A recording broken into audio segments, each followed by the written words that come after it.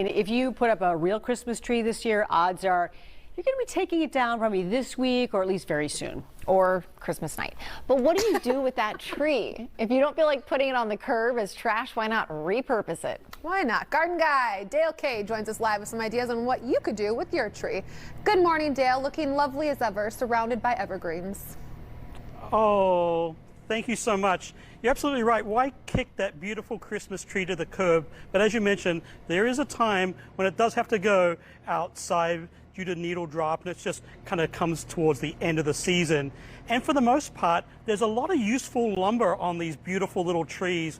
And quite frankly, you really don't want to let them go to waste because it has been grown, especially for you. Of course, they're harvested as Christmas trees, but a little 6 to 7 tree like this one actually takes about 8 years to grow from a wee little seedling to harvest. So it seems a waste just to kick it to the curb. So what can you do with it? Well, repurposing is quite easy and relatively not too much effort involved. Firstly, just the needles themselves would make a great little fire starter, just these little branches. You wouldn't want to use too much of these as a fire starter because there's a lot of resin in there, but just a simple little fire starter to keep some fires going.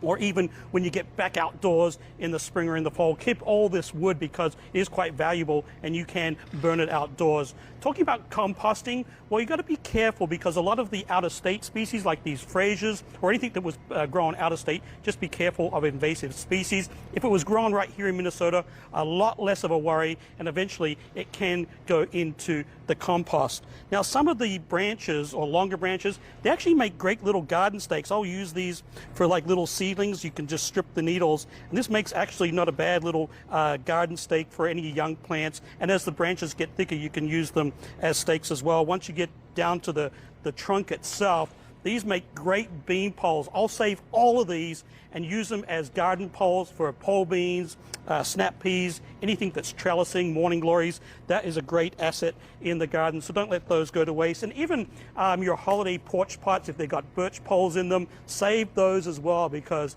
that's really good wood to save. Any of the branches, the larger boughs are great for some extra covering too. In the garden to help protect those tender plants over the winter. You can get those right out and onto your perennial beds. That adds a little bit extra cover.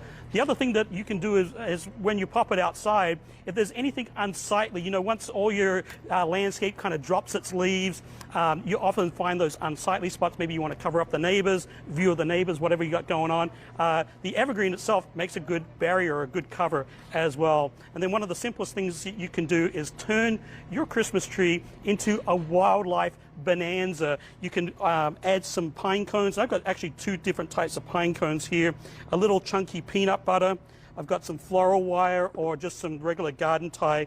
Basically what I do is just tie the wire to the end of the cone, and then you just kind of dollop your crunchy peanut butter, because the peanut in the crunchy peanut butter, the birds will really go for that.